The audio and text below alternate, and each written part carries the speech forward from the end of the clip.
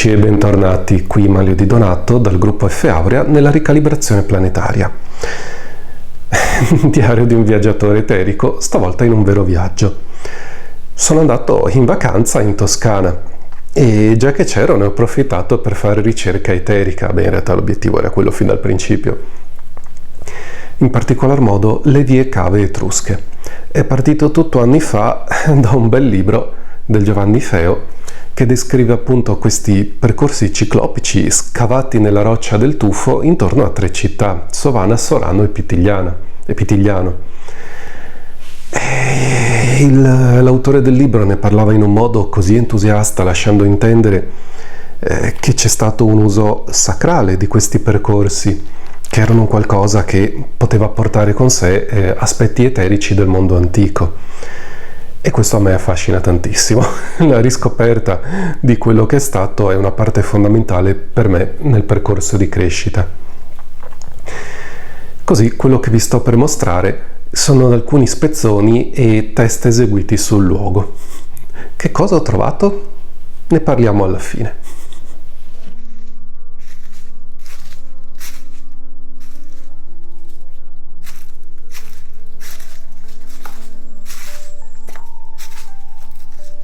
Questa è la via cava della Madonna delle Grazie, luogo che come energia è molto molto bella, ma è energia naturale. Se provo a sintonizzarmi non mi ci dà accesso, però come potete vedere è qualcosa di spettacolare. Le pareti quanti metri sono alte? Almeno 5 metri.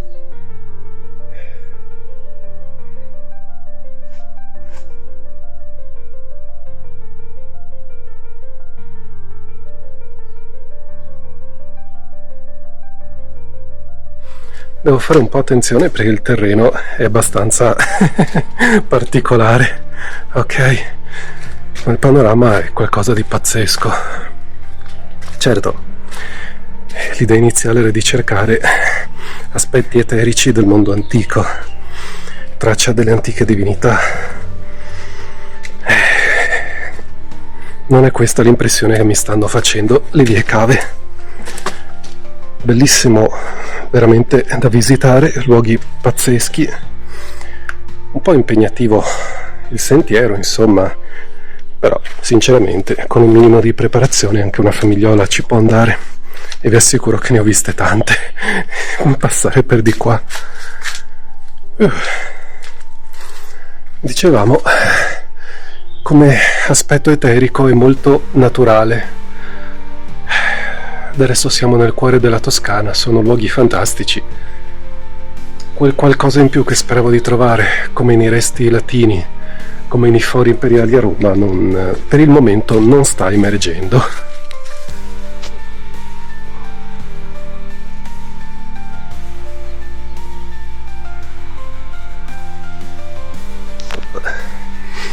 Ecco, qui vi faccio vedere un dettaglio. Nella parte alta vedete queste scanalature, questi sono tutti colpi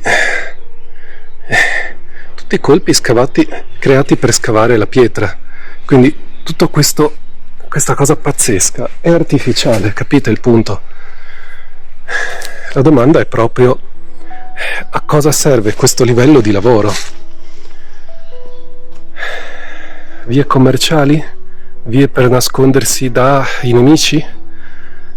Aspetti sacrali? Boh, non ci trovo quello che dovrebbe trovarsi come tracce in un luogo usato per scopi sacrali. Forse è passato veramente troppo tempo e non è rimasto più nulla, a parte qualche moscerino.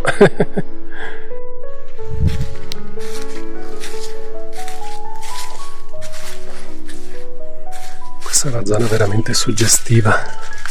Siamo sempre in una necropoli. Qui qualcosa, anche qui mi parlerebbe di un qualcosa. Però sono resti eterici talmente vecchi e completamente ripuliti dal tempo e forse anche dall'azione dei cristiani. Si sa, tutto quello che aveva una voce e che parlava al cuore era demoniaco, perché non era cristiano e quindi bisognava esorcizzarlo, cioè cancellare la memoria eterica del posto. Qui un qualcosa c'è, ma è sofferente. C'è un eco di sacro, di divino, che non è l'aspetto dei defunti. Però anche qui è come se fosse stato cancellato, ci sento sofferenza, ma non la sofferenza del defunto, appunto. Puntini.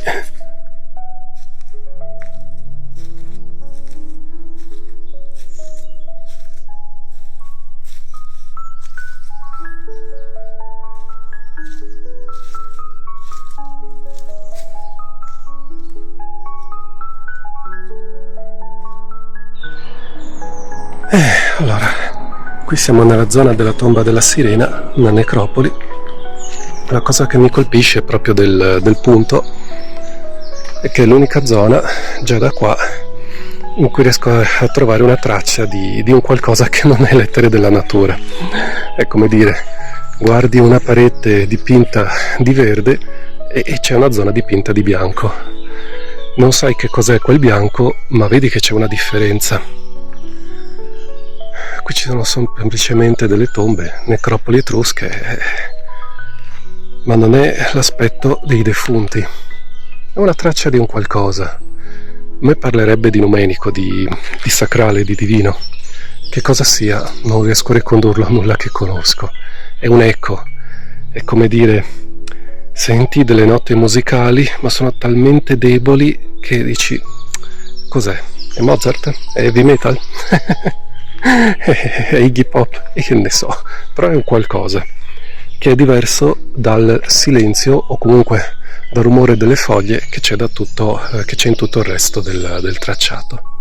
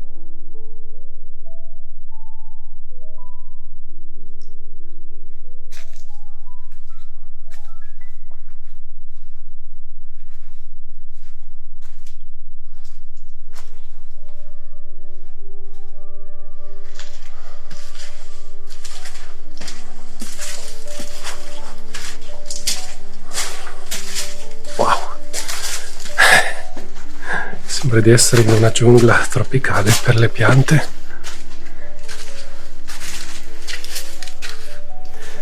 E questa è stata l'esplorazione delle vie cave. Il libro da cui sono partito, Le vie cave etrusche di Giovanni Feo. Il Feo ha scritto diversi libri sugli Etruschi, sono tutti molto belli e personalmente li consiglio. Quello che non ho trovato, in tutta sincerità, è stato l'aspetto proprio della memoria del mondo antico. Tutto quello che ho trovato in termini eterici, allora, il posto è bellissimo, merita, veramente merita, anche soltanto per stare sulla rocca di Pitigliano e vedersi passare le rondini che cinguettano al tramonto, uno scenario bellissimo e molto romantico.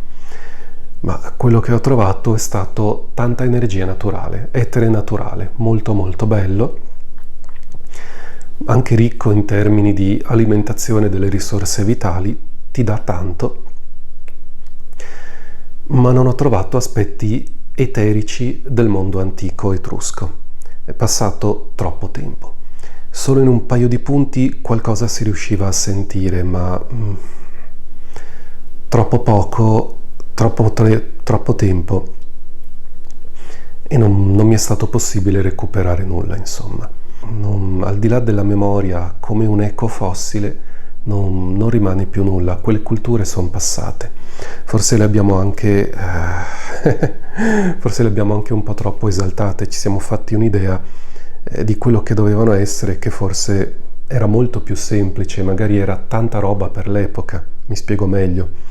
Tanti autori parlano contorni enfatici dell'etrusca disciplina, cioè le arti eteriche degli antichi etruschi. Ricordo una volta, insomma, ho detto no dai, adesso vado a recuperarmi quel pacchetto di informazioni, è presente nella cascia, boom, ho i miei strumenti per farlo, tira giù, ricalibrazione planetaria è quello che si insegna anche al fase 1, tira, se qualcuno ha fatto i corsi e vuole sperimentare, tira giù quel pacchetto, portamelo dentro, l'etrusca disciplina, immagine, piedi che indossano calzari cioè sandali di cuoio che fanno marce su terreni caldi e polverosi, sterpaglia bruciata dal sole, colline, sudore, e io, semplicemente mi stavo portando dentro il database di quel popolo per comprendere e attivare poi le loro arti eteriche. E quello che ho visto dell'estensione delle loro arti eteriche era molto semplice, ma del resto era una società semplice, regolata dai cicli del tempo, il giorno e la notte, il freddo e il caldo, coltivare, cacciare. Chi nasce in questo tipo di società ha dei bisogni molto semplici e di conseguenza sviluppa arti eteriche molto semplici. Non hanno bisogno di cose più raffinate che sono invece tipiche di società più complesse, come è stata invece quella latina. Ora, in tanti demonizzano la società latina e dicono no, i romani non erano poi sta gran cosa, hanno copiato dagli etruschi, hanno copiato dai popoli ari, quelli sono gli invasori, c'era già prima. No, non sono minimamente d'accordo. Il grande primato di Roma esiste ed è esistito davvero, da un punto di vista energetico io lo posso testimoniare. Ma questa è un'altra storia.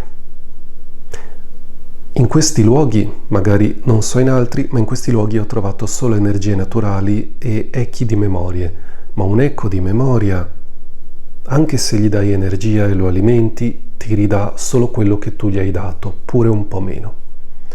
Un eco di memoria rimane una memoria, un fossile, che puoi esporre in un museo. Quello che invece ho scoperto nei popoli latini, la grossa differenza, ed è quello che abbiamo imparato noi a fare, è l'animazione teurgica. Avete presente il deserto? Prendiamo il deserto del Sahara, no, il deserto di Gobi, il deserto. I semi delle piante che rimangono fertili anche dopo decenni. Gli dai un goccio d'acqua e il deserto fiorisce. Ecco, è questa la differenza. Se tu su un trilobite, un fossile di ammonite, ok, gli dai un goccio d'acqua, rimane una roccia. Se tu a un seme che è addormentato ma è ancora vivo, gli dai un goccio d'acqua, ti esce fuori la pianta. Questa è la grossa differenza. Quello che ho riscoperto e che mi è stato mostrato da altri miei predecessori in statue, per non parlare poi di quelle che ho scoperto io stesso, ma statue, luoghi, templi antichi, anche se distrutti, anche se veramente sviliti dai secoli e dalla dominazione di chi è venuto dopo, perché bisognava cancellare le tracce del mondo antico, no? Non si poteva permettere che si capisse che c'era del cuore, che c'era del sacro, del vero sacro e della vera ispirazione del vero cuore. Bisognava dire quelli erano dei mostri, erano i cattivi. No, lasciamo stare. Ecco che in quel mondo trovi quella che noi chiamiamo un'animazione teurgica in alcuni aspetti. L'animazione teurgica cos'è? Non è una memoria. È un divino che vive nella materia, che è stato portato lì dal cuore e dall'ispirazione di antichi iniziati. Tu ti ci relazioni, poi ti guarda con rispetto e ti chiede: ma tu che vuoi? Perché mi rompi le scatole? Vieni qui col cuore? Vuoi crescere, vuoi conoscere? Vuoi capire chi sei? Partiamo da chi sei. Guarda chi sei. Se tu guardi chi sei, tu puoi guardare chi sono e qui possiamo crescere insieme. E questa è l'animazione teurgica degli antichi romani. Questa è l'impronta che lasciavano. E qui taglio subito alcune critiche. Uno spirito, un'entità la distingui perché ha bisogno di essere nutrita e non decuplica o centuplica nel giro di pochi giorni il suo campo e la sua forza quando tu gli hai dato 1. Tu gli dai 1 e mette a frutto come la memoria, 0,3, 0,5, 0,8, non mette a frutto il 100% di quello che gli dai, perché se ne nutre. Il vero divino non ha bisogno di essere nutrito. Se però inizia a scambiare con te, tu gli dai 1 e lui ti ridona 99. E questo è il segreto. Ora, tutte le persone di fede di questo pianeta, in tutte le epoche, in tutte le religioni, sono in grado di manifestare il divino. Come lo fanno? Col cuore, con l'ispirazione e con tanti piedi per terra. Funziona, ha sempre funzionato. In tutti i tempi, in tutte le epoche. Non è una cosa che sa fare una sola religione, lo sanno fare tutti gli esseri umani, potenzialmente. La religione non c'entra niente. Però lasciarlo nella materia, finora, per quello che ho visto finora, ce l'ha solo la cultura, ce l'ha avuto solo la cultura latina. E per me lì c'è solo da imparare. Dai, ho un po' divagato, ragazzi. Il libro è Le vie cave etrusche. Dateci un occhio se vi piace, come anche il resto della produzione di questo autore, è molto appassionante. Grazie ragazzi e alla prossima.